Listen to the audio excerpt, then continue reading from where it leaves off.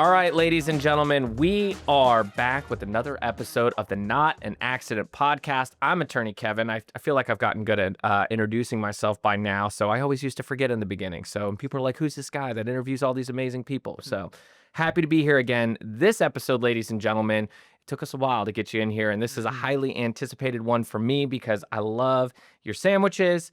And we have none other than Morgan Zook. I got that right? You got From it right. Yep. Gateway.Subs. Welcome, dude. Thanks for coming on. I'm happy to be here. And like you said, it took us a couple months to finally get something in the books, and it's Halloween. A little festive. Yeah, we were fun. Yeah, I was stoked when you picked Halloween. You were like, let's do it on Halloween. And I'm like, that's awesome. So you guys have been busy though. Obviously, it's our schedules haven't matched up because you guys just opened your 6th location. You guys are obviously hustling social media in so many different community events. So we will obviously talk about those things. I want to get right into it though. How did Gateway.Subs, and I never ask an origin story, but I'm very curious with this one. How did Gateway.Subs get started? So my buddies and I, we all went to high school together, went our separate ways for college. We graduated college during COVID, 2020, right in the heart of it. Job market wasn't looking too great.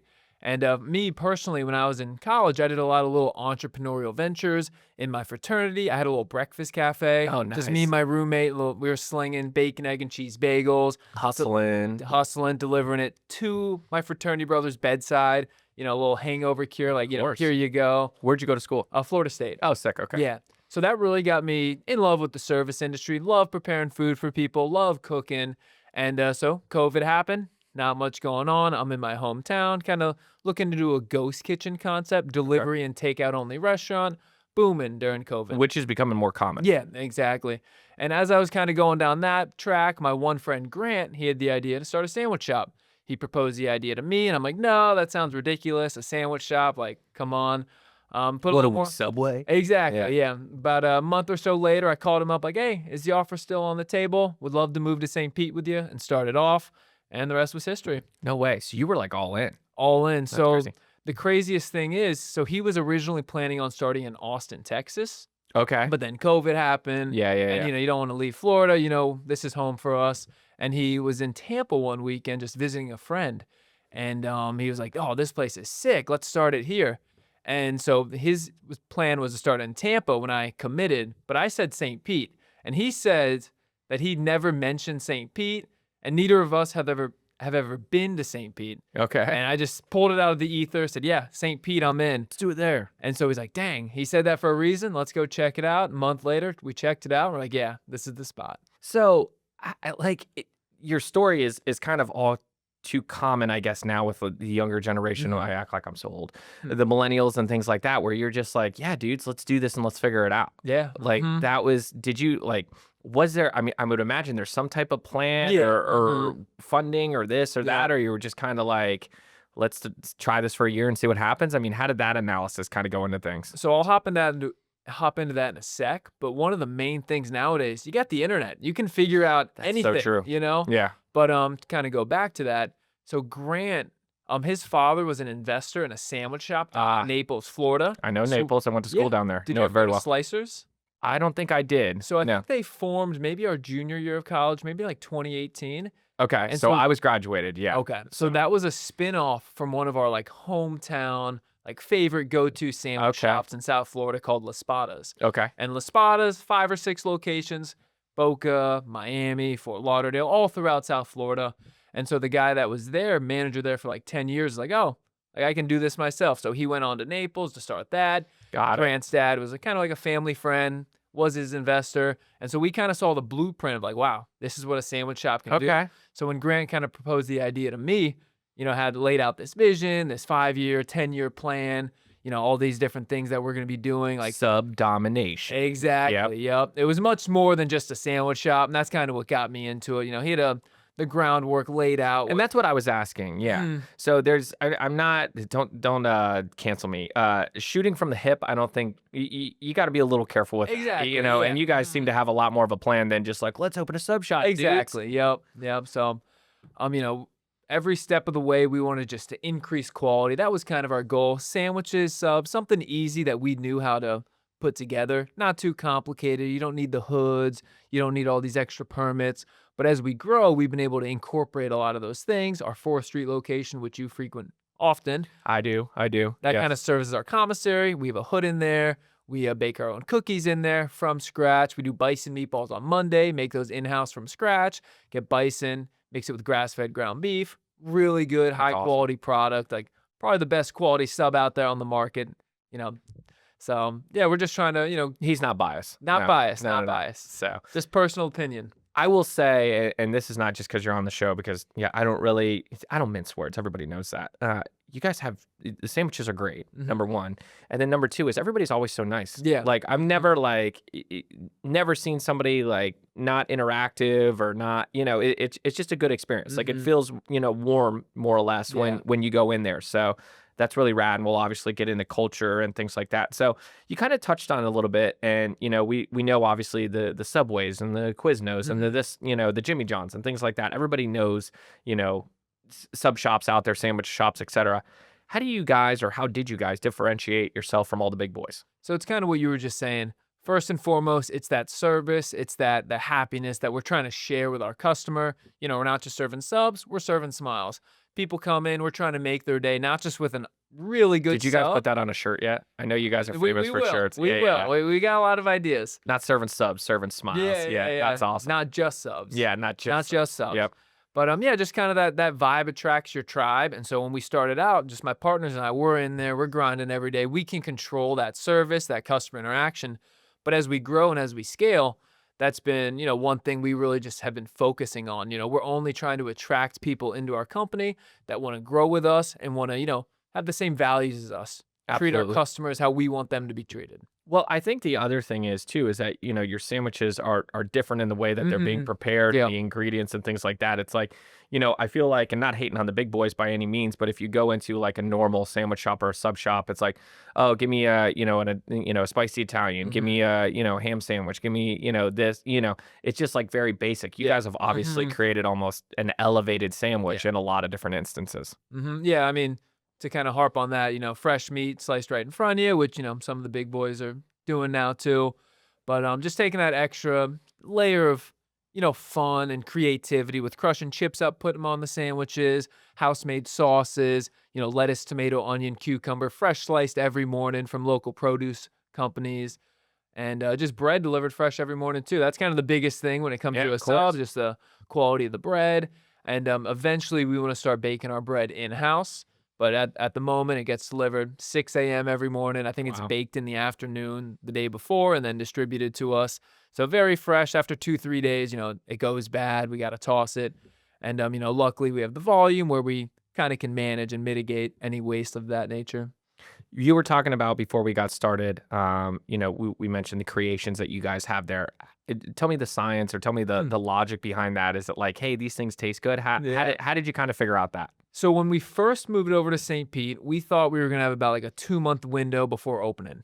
It ended up being about like a 6-month window. Just Okay. with city permitting, all that. So we got to get very creative. We're like, all right, what are we throwing on the menu? So like once a week or so, we'd invite some friends over. We would just whip up a bunch of good subs, just some bad ones too. We didn't throw the bad ones on the menu, just the good ones.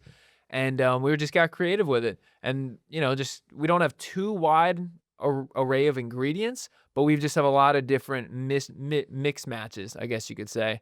And so we started out with 8 subs on the menu, and then we grew it to, we have about 16 now. I was going to say, it's about 16, Yep. right? So every month we do a monthly special, and then whatever monthly special does really well, that's going on the menu. Okay. And then now we've kind of gotten to the So you're kind of using your customers as almost Exactly. an incubator. Like, hey, are people Yep. buying this? Okay. 100%. Like our best seller is the Cool Ranch Rider. Of course. Not sure if you've heard of that one. I have. Yep. It's a famous buffalo chicken, bacon, hot honey, crushed up Cool Ranch Doritos. That started as a monthly special. A couple months after we opened up, sold so well. Once the monthly special ended, customers just kept asking. So a couple months later, add it to the menu. It's our #1 best-selling sub. Sick. And That's it's just awesome. a really easy, fun sub to sell. Yeah. Like anytime I'm meeting new people, they're like, oh, like what makes you guys different? Like, why is your sub different? I'm like, oh, hear about our best seller. It's buffalo chicken, it's bacon, hot honey, Doritos.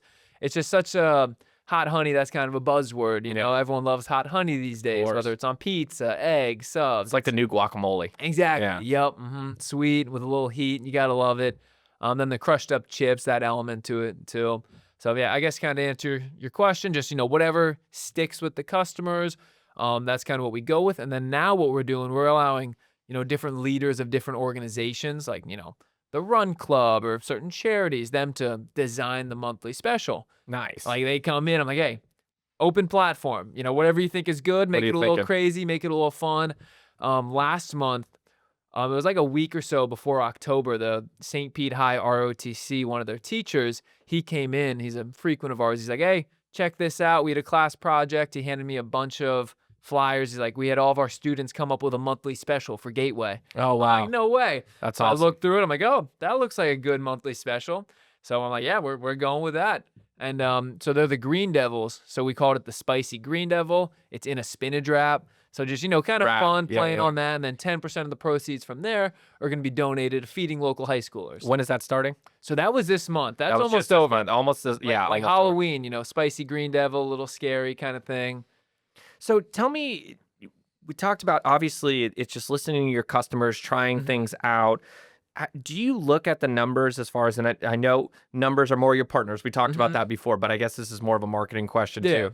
Do you look at the numbers and can you tell, so let me characterize it this way.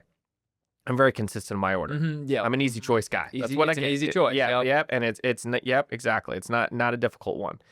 I get it every time, and I know I should try other sandwiches, but that's my sandwich. Yeah, it's yours.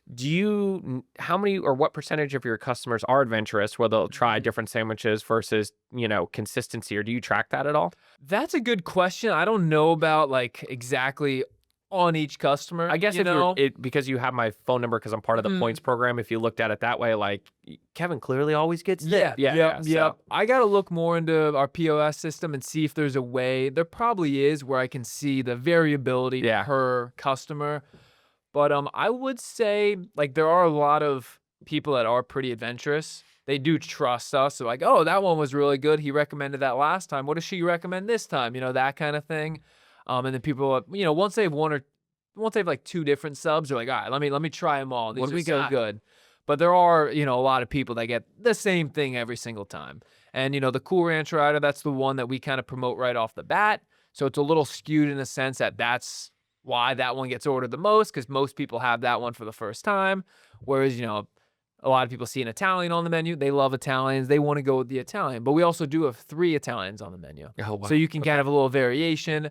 One of them's spicy Italian. One of them's our funny you should ask, which is our non-spicy Italian. Yeah. The theory when we first opened up, people come in, they see a spicy Italian on the menu. Like, oh, do you have a non-spicy Italian? Oh, funny you should ask. We got you. Exactly. And then we introduced an ultimate Italian, which was a monthly special that just did so well. It's just an Italian with a little more flair to it. You got the black olives, the sub sauce, banana peppers, a little extra Italian meats. A lot of moving parts. So yeah. when you're designing new sandwiches, obviously, not to go down the political realm or anything like that, but food costs are rising, things like that. Yep. How do you guys, I guess knowing your numbers is obviously very important, where it's like, okay, let's build this sandwich, but it's got to fit in this, whatever the number, Exactly, $8 to $10 range or whatever, the commonality is with purchase price. So do you guys look at that as well? It's like, it's cost averaging versus taste, I guess. Yep, Sure, it all goes into the if you did a Kobe or A5 Wagyu sandwich, it would probably be incredible and $100. Yep, exactly. So our target is whatever we're selling the sub at, we want it to be at 33% cost of goods, essentially.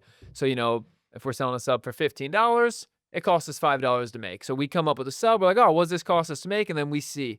And if it is something like our bison meatball sub, that's $16.50. That's what we're selling that for, because that's a really good, high quality sub that people are cool with paying a premium on.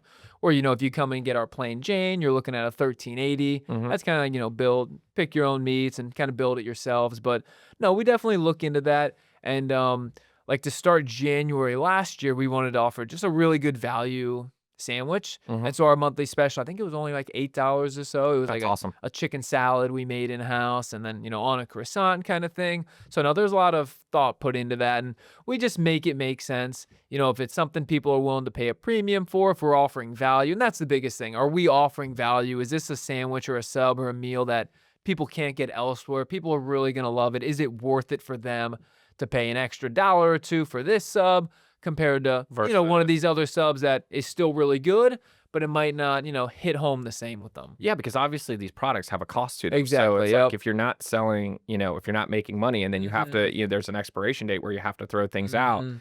It's a losing business proposition. So Yep. And that's why on Monday we do a limited supply of bison meatballs. got it. Okay. Because we have to make sure that it's not going to waste. It's a very expensive product, Mhm. relative to everything else we have in the shop. So we just have a limited supply. Each shop, like our Kenwood location, our busiest shop, they're putting out like 3 times more than one of our slower shops. Wow. So it's Holy cow. it just depends, and we kind of gauge it on a week-to-week basis. Like, all right, we had to throw away, or not throw away, but give to either a team member or somebody, up 2 full subs worth of bison meatballs. Let's dial it back. Yeah. So just as volume grows or decreases, whether what time of the season it is, we kind of tweak that. We're gonna go into your wheelhouse now. Yeah. How is social media? I'm so excited. I can't even spit out the question. How has social media affected the brand, grown the brand? Tell me about that kind of, I guess from the origins of, because you said social media, the internet was very helpful, Yep, obviously, yep, to where you are now. Talk about all that. So kind of going back to when we first started, I actually didn't start doing social media, any videos, nothing like that for the first 2 years we were in business. No way. Yeah, so when we first opened up, one of our founders, his girlfriend, she just kind of ran it for us. And, she did a good job with it. Nothing crazy. She wasn't, an expert in social media. She was just a girl who's used social media for the last 10 years since it came out. So, she did a good job, better than any of us could do. And then towards the end of our second year in business, that summer leading up into year 3, one of our good friends' younger brother came and did a little college internship with us. Oh, nice. So he lived with us, and he kind of just shadowed me. That's basically, anything I was doing, he was just alongside me, helping me out. And so, I was like, hey, start making some videos, you're here for the summer, try. And him and I made like 2 or 3 videos that were just like really fun and funny. And I'm like, wow, I can do this. And then after, starting to do it, getting involved with that, about 2-3 months in, I'm like, hey, to the girlfriend, I'm like, hey, like we don't really need you. Like, appreciate where you've got us. Like, she did an amazing job. I'm like, I can handle all of this. And it's kind of morphed into more of, I don't know if you check our Instagram stories at all, but I just post what I'm doing day by day, and people love to see that. Just 10 different things that I'm all around the Bay, just grinding with different local communities, local schools, just different organizations, just fun stuff we're doing out there, and people want to see that. So I still do a lot of skits and reels and fun stuff like that, but it's almost morphed more so into like, oh, what's the daily vlog? Like, what's Gateway up to today? I see people all the time. They're like, oh, I love watching your story every day. Like, you're everywhere. It's so cool. And it's just really fun that, we've been able to have such a splash in the Bay. Yeah, I like what you said. Yeah. I'm going to break all of that down or and you guys have done an amazing job on social media, and that's obviously I knew the sandwich shop and then following you and stuff and the reels. I tell people, this is one of the biggest value drivers that I try to give to my audience is it's not as, I don't want to, difficult is the wrong word, but it's not as, I guess, complicated is probably the right word to get on social media. Yeah. Obviously, you do the reels and you do the planned videos and things like that. But at the end of the day, you're just like, hey, look at me in Tampa. Yeah, exactly. Hey, the bread delivery's here. Hey, it's completely normal. And you can make, obviously, having a sub shop is, you can be, more fun, get away with things and stuff like that. But I tell my audience all the time, obviously being an attorney, we have a very boring profession 99% of the time. So it's like, make it look fun, make it look exciting, or if it's not exciting what you're doing, then find other things that are exciting that you can, equate to your brand. Like I go to car shows all the time and stuff like that. At some point, your audience would probably get tired of you making subs over and over and over again. Yeah, it's like, oh, just make another sandwich. Yeah. I'm good. So you're posting, hey, here's what I'm doing throughout the day. Hey, here's the community event I'm at. So I I say all that to say, number one is you don't need some $10,000 a month company No. Mm-mm. to plan out all your videos Mhm. and this and that. You can do it yourself. Yeah. Mm-hmm. It's not really rocket science. Yeah. It's just, putting yourself out there. Mm-hmm. And, if you're not going to get the engagement immediately, that's okay. Mm-hmm. Keep posting. Yeah. It's very much like you were talking about with the sandwiches on the menu, and putting new items on there. Eventually you're going to find something that hits. Mm-hmm. You know what I mean? So as long as you stay, like I say, away from the big three, stay away from sports, Exactly. religion, and politics, Yeah. and you'll be okay. Yeah. Yeah. One thing that I post a good bit about is, me playing basketball. Yeah. And it's totally unrelated to the business, but the amount of people, strangers on the streets are like, oh, I love watching your highlight tapes. Like, Yeah. oh, nice. Very cool.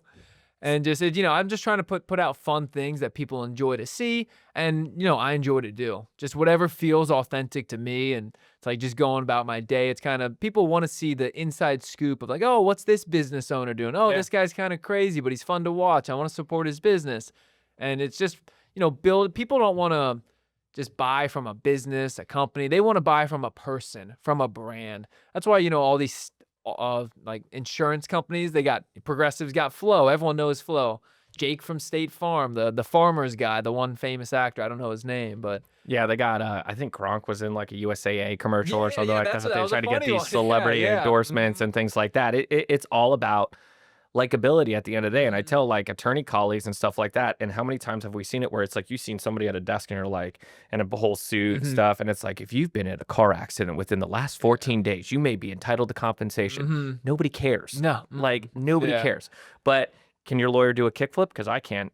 So, but like, there we go. that's Really cool. the thing that, it's what makes you different, like you were talking about, but while being normal at the same Yeah. time. I mean, that he kind of went downhill, but do you ever see that HubSpot guy or whatever on TikTok that like he went viral and like grew a whole like million followers on TikTok just filming his normal life.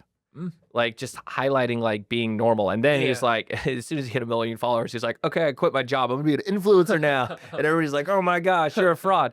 But yeah, I mean, it's okay to be normal. It's okay to have activities outside of your job. Like you don't have to be constantly selling. You just have to be top of mind. And there's a difference. Yeah, like the past month or so, I was looking at it, I'm like, dang, I've only posted like 2 videos or 2 reels on like the actual post, not on like a story of a subs. Yeah. And I'm like, but every single day I still try and post like, oh, come on in, post a picture of a sub on there. Just, keep that fresh in people's minds.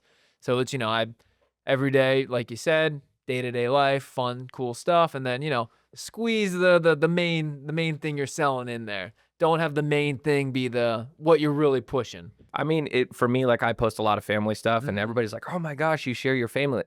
I'm like, yeah, my kids are awesome and my wife's super hot. Like, yeah. So love you, sweetie. I threw that in there. Brownie points. But no, I mean, like I have an amazing family. So I love, excuse me, Red Bull didn't sponsor this, by the way. We are looking for an energy drink sponsor. I'm just kidding. But I'm proud of my family. Like I'm proud of doing things with them. And everybody's like, always like, oh no, I have my business page. Listen, it's 2025. There's no such thing as a business and a personal page anymore. Everybody can find anything that they want about anybody. So you may as well merge that together and create the best image that you can with what you got and keep it as controversy gets views, but at the end of the day, there's always a limit. So, don't be afraid to share who you really are. That's okay. Like I do watch your basketball reels and I'm like, wow, I'm really bad, and things like that. And it's like, oh yeah, Gateway. Hey, we should go to Gateway today. Not because you made a sandwich, because it's like, oh yeah, that was pretty funny. Or, so want to talk about strategic partnerships within the business. So, and obviously we'll talk about your community partnerships. We got some questions on your involvement in the community, but you mentioned your partners. I think a lot of people, and I want you to talk about how it works for you, are so inclined to like, I'm going to start my own business and I'm going to do it all myself. And it's just going to be me. Yeah. And I think that only goes so far. You only know what you know. So tell me about how instrumental it's been in having partners that you can lean on that maybe do things that you're not as proficient in. Yeah. I mean, it's everything. If you want to, it's better to be really good at one thing than like, I'm all right at a bunch of little things, and we all have our own lanes. So my partners, I'm marketing, the catering, all the public relations, all that. That's my wheelhouse. Then we got Grant. He's the big picture. He's the one who's like, oh, gateway to the moon. We're gonna have this many locations in this year. We're gonna have this much impact on the community. And he's kind of the big picture, the chief visionary officer, if you will. And he's really good at that. Really good at just he's also has his hands in everything else. But that's kind of like his thing. Finding new spots, and he's awesome at that. And then we got Brandon, amazing at operations. Just like if we could have like a picture perfect manager, it's this guy. If we could just clone him 100 times. We just need 100 of you. 100 Brandons. And so he's just so good at, operations, just figuring out what's the best way to do things and, how to, really let managers and team members know what they need to improve on. So we're all just really good at different things. And without all of our different unique skill sets combined, there would be no Gateway.Subs. I agree. Or, it's wonderful that you're saying this rather because I want to put it out there for all like the small business owners and things is, again, like I said, you don't know what you don't know. And I feel like it's this like, kind of norm now where it's like, well, if I don't know something, I'm just going to go online and figure it out. And it's like, why wouldn't you just bring in a strategic partner or, I know consultant can be a bad word sometimes, but why wouldn't you just bring in somebody with the knowledge that can handle that for it? And I always talk about, for example, like a fractional CFO. Like there are companies out there, it's like, why are you looking at the balance sheet every month? Why are you looking at preparing the P&L every month? Why are why are you just not looking at, hey, what is the budget, the cost where I can buy that time back? Yeah. And I can get a fractional CFO or I can get a fractional CMO or something like that. And I think a lot of people are, like I said, it gets to the point where they almost like cannibalize themselves because they're, I'm going to do everything. Yeah. This is going to be all mine. And very similar, like on Shark Tank, it's like, would you rather own 100% of a grape or 50% of a watermelon? Yeah. So yeah, and one other guy, a couple other guys I forgot to mention. Our baker, he's kind of like our head chef, Michael Boswell. He's our district manager, and he just so talented with coming up with the bison meatballs. Have you tried our cheesecakes? Not yet. They're really good. And I am a big cheesecake guy. Yeah, from scratch every month. And like, his culinary expertise, he was a chef at Snappers on the Beach. Oh, nice. Culinary school right in St. Pete. And like just his expertise in that field has just, separated us from what we used to be without him. And then we got another district manager we just hired, or not just hired, but he just became a district manager. He was a manager for about 2 years. He's just so good at like the digital advertising space. Amazing. Which I don't know about that. I know how to make videos. I know enough to be dangerous, but yeah, it gets a lot more complicated as you go down that rabbit hole. Yep. And something we've gotten into recently is like the A/B testing on Facebook and like all these different nitty gritty stuff that, I like to think I'm a good marketer, but I don't know what I'm doing there. So, we're just really trying to round out this team and, without each person, we're just so much weaker. Yeah. So yeah, just, you need a lot of strong hands makes it lightweight. There, absolutely. Switching gears a little bit, you kind of mentioned one of your partners, with the, to the moon and selecting the locations. How does that process? Can you talk a little bit about how that goes? Or it's like, where do you guys, is it, hey, we have a demand here. Hey, people are asking us to open here. Hey, the numbers make sense. Where does the thought process go? We're kind of at a small enough scale and have such a imprint on the community and the local area where we just kind of follow the energy. Yeah. Wherever there's just a really good opportunity we can't pass up, we just go there. Yeah. Like the location we just opened up right near the Ellenton Outlet Mall. Yep, I know it. Yep. It used to be a former sandwich chain that we took over. The landlord came to us. They were just in one of our shops, one of our St. Pete shops, just, getting a sandwich. They're like, wow, this place is awesome. We need them in one of our locations. So they reached out to us. They showed us 5 different spots between like Fort Myers to Ellenton with just an opening that were former sandwich chains that their leases are about to end. And they're like, hey, pick one. You want to jump in here? Yeah. Exactly. We're like, well, that looks like a good opportunity. So it's just where the opportunity is. And, coming into this thing, Grant kind of, put together the vision of, all right, we're going to open our flagship kind of in like the outskirts of downtown St. Pete area, right in Kenwood, 3rd Avenue North. Then we'll open one up near the beach. And then we'll go, closer to Gandy on that, northeast side of St. Pete. So our 4th Street location. So all of our locations are within like 15, 20 minutes of each other. It's not like if we run out of product here, we got to drive an hour to get product. That's a good point. Yeah. And just that was one thing we really had to master when we opened up the third location is the supply chain. It's like, all right, how do we make sure all these shops are stocked up? And then how do we make sure to be able to distribute everything, on a weekly or daily basis in a, conducive way to growth.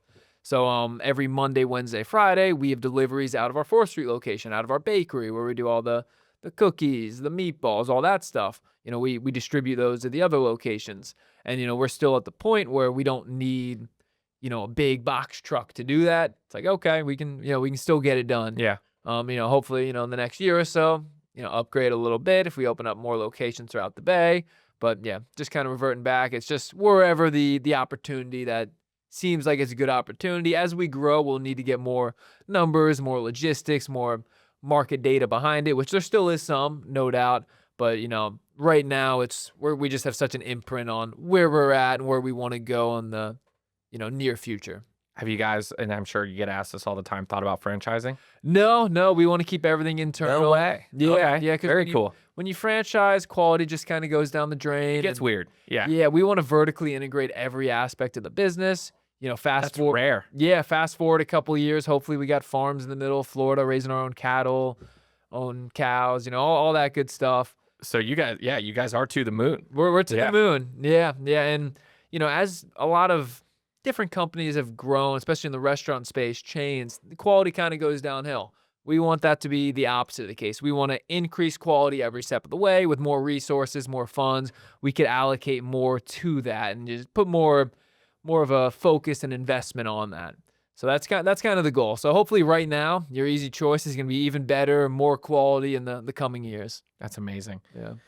What is one of I guess let me start here. Do you guys take custom orders, I guess? Yeah. So what is one of the craziest subs that you've known of or people have asked for or somebody's asked for? There's this one girl who I think she gets it every time. I've seen it twice. I think she bounces from locations, but she gets egg, spinach, and then like 4 or 5 of our different sauces. It's like a crazy, there might be a few more veggies, but it's breakfast flavor explosion. Yeah, Holy cow. And it's on a sub roll, so it's not even, it's a crazy one. There's another one that's pretty nuts. He's actually a good friend of mine.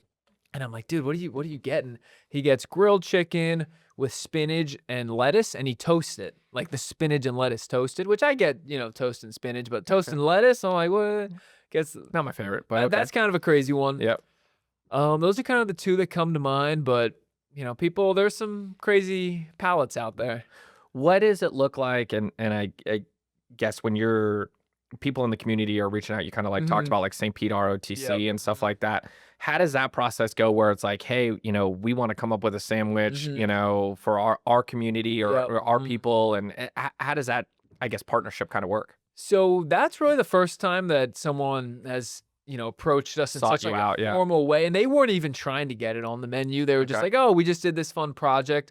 Back in April, or I guess May, that's when we started doing come in and build this sub. The first one, he was our Cheney Brothers rep. Okay. He was a family friend of all of ours that none of us knew because he was like 4 or 5 years older, but he went to school with all of our sisters and older brothers down in Boca.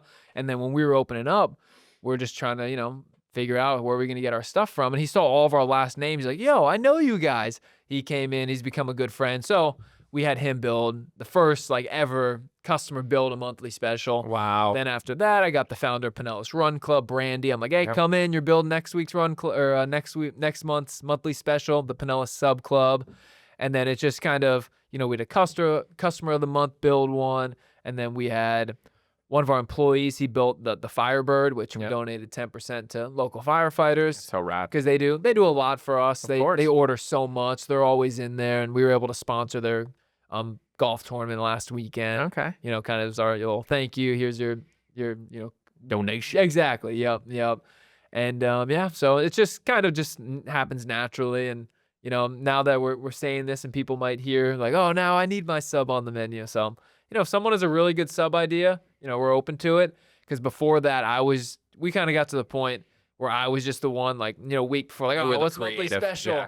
What is it? The sandwich wizard or something like that? There you exactly. Go. So when I think sandwich artist is taken, but as you keep growing, how do you maintain the culture? Yeah. Or how do you, keep raising quality? You've kind of talked about that throughout the podcast. Yeah, so the quality aspect of things, it's just, doing stuff in-house. Like, take our cookies, for example. We used to get those delivered to us in packages, and they would last, weeks. Now we bake our own cookies after 2 days. If we don't sell them, we got to give them all away. Okay. So it's just, the product side of thing, it's a little easier in the sense of, we're just elevating our ingredients that we're using. But then if we flip it onto the service side of things and, not just the interaction with the customer, but even before that, actual building of the sandwiches, we just have to have really good structure on this is how you build a sandwich. And we're creating the Gateway University right now where before anyone ever comes in, they got to spend a couple hours, watching these video modules of, oh, this is how it's done. We do 4 peaks of sauce. We do 4 pieces of cheese, this amount of meat, a handful of lettuce, not more, not less. So there's that aspect of it. It's just us putting more focus on it. And then just having amazing managers who can, uphold that quality of what we're trying to do. And then it comes down to the customer interaction, which, we are firm believers. Your vibe attracts your tribe. If the manager of your shop, assistant manager, some of the key pillars and employees that have been there a while, if they are, having this amazing customer service, it's kind of contagious. Absolutely. And we're the ones who are vetting who's coming into the company. It's like, oh yeah, sorry, like, you don't seem like you'd be the friendliest. And that's kind of a standard. It's not just can you make a good sub, do you work hard, do you have good work ethic, but as equally important, like, how friendly can you be? How good of an actor Am I going to want to have a sandwich with you? Yeah, exactly. Yep, that's it. Yep, that's a good one. Yeah, I'm catching on, so I'm not just a pretty face. And I get that, and I can tell you from my perspective, as far as, we deal with injured people, we deal with people that are hurt, that are stressed and things like that. And I have a lot of fantastic people that work for me. And the biggest thing that, again, very much so, that I value is, can you be compassionate? Can you, listen to these people? Can you, deal with their problems and things like that? Putting together a great work product is almost secondary to, hey, can you, humanize yourself and be able to calm this person down or help this person, when they need it most. And I think, there's a lot of different factors in hiring now that 10 or 20 years ago were, hey, is this the best person for the job? And it's like, yeah, they're the best person, but they're an asshole. Yeah. You know what I mean? And it's like, that's not everything anymore. Yeah. So we would be remiss if we didn't talk about your community involvement and Gateway's community involvement. How is that, started versus, kind of expanded now? I feel like again, you guys are kind of everywhere, like the cold plunge stuff. Cold tub coffee. Yeah. And like Pinellas Run Club and like all these different things. Like how did you was it just one thing and it just kind of, snowballed? Just kind of a snowball effect. One really key aspect of it is that we do have a really fun social media and how most of the collaborations start. It's like, oh, we want to do a fun video with you, a fun commercial. And, being able to tie in their business with our business and somehow merging that into a fun video. Like the Cold Tub Coffee Club, that's been an amazing one for us. About a year, maybe a year and a half ago, I reached out to them on Instagram like, hey, do you guys want to do a fun, video? Collab, yeah. And then could we come out and be the cold brew suppliers? And it went really well. And then we kind of, everything's been history since then. Every 2 weeks, we're the ones slinging the cold brew at the cold tub. And so that's been awesome. Same with the Pinellas Run Club. Like Brandy and I probably talked or DM'd 10, 15 times before we ever actually met. She's like, oh, let's do a collab soon. I'm like, yeah, let's do it. And, it was kind of month after month. And we, finally made it happen. And now on a monthly basis, we do some kind of event with them. That's insane. Like, this Saturday we'll be at Run Unlimited. Caleb's leading the Pinellas Run Club run, good friend. And so that's been awesome. And I'm just trying to get all these different cool organizations and people that I like working with and just having like something monthly on the schedule. Like even the St. Pete Girls Who Walk. It's a group of girls who walk. 50, 60 girls get together once a month. I go out there, set up the tent, give them each a little mini. I'm super married, but that sounds a lot of fun. Yeah, it's a good time. And they have a big Instagram following too, and they love just posting, sharing what we post. And it's just such a good promotional. They're called like Hot Girl Walk or something like that. St. Pete Girls Walk. Yeah. Okay. Yeah. Well, keep it even simple. Yeah.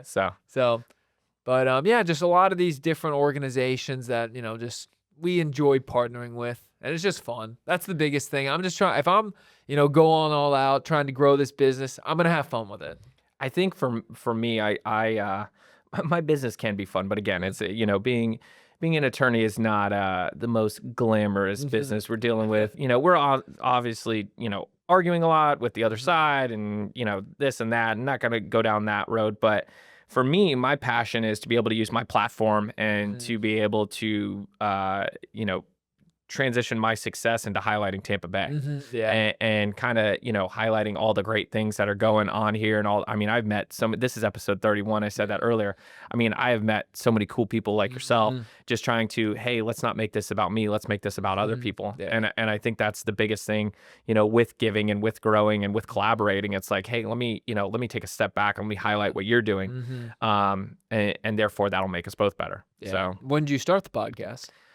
Gosh, I think about a year ago. So that's like almost every other week. Yeah, that's pretty good. Yeah, Wow. it's been insane. Yeah, it's maybe a little bit longer than that, but yeah, it kind of just started, and it was like, so I've talked about this a little bit on the podcast. It was a little bit selfish in the beginning because I'm like, how do I meet with other business owners and ask them questions about the things that they're dealing with. Like it's whether, talking to you about, marketing and culture and community involvement and stuff like that. How do I, get that information? And then now it transitioned this whole like, well, let me highlight them and then, extract that value, figure out how to highlight that value and give it back to an audience. So there are a lot of, like I said, really rad people in Tampa Bay that it's been fun to get to know and have conversations with. Yeah. That's So cool. I want to kind of end with this. When people bring up Gateway.Subs, and this is kind of like a stoic loaded question, what do you want them to say?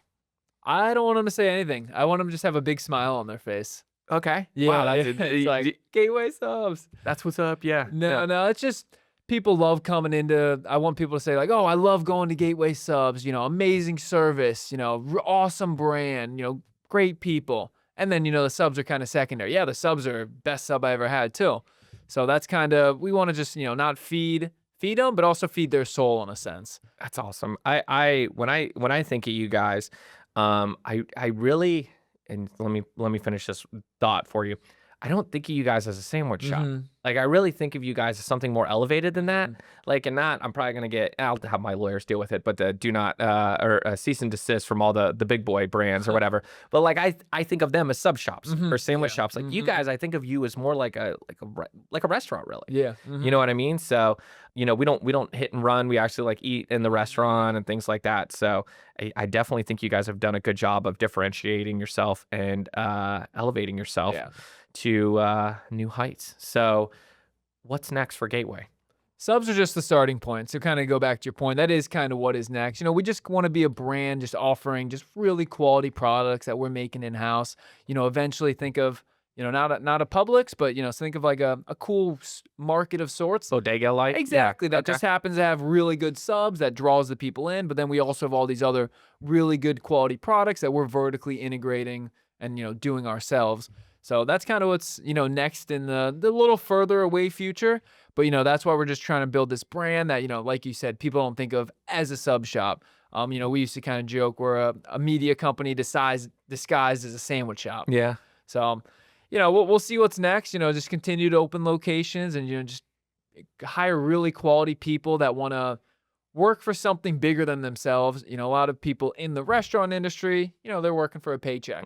We want to people working for their retirement, for their career, for their families. So that's just kind of where we're trying to head. Where can everybody find you? Gateway.Subs on Instagram, Gateway.Subs. We're also on Facebook. I think you guys are doing TikTok now too, or we're on TikTok.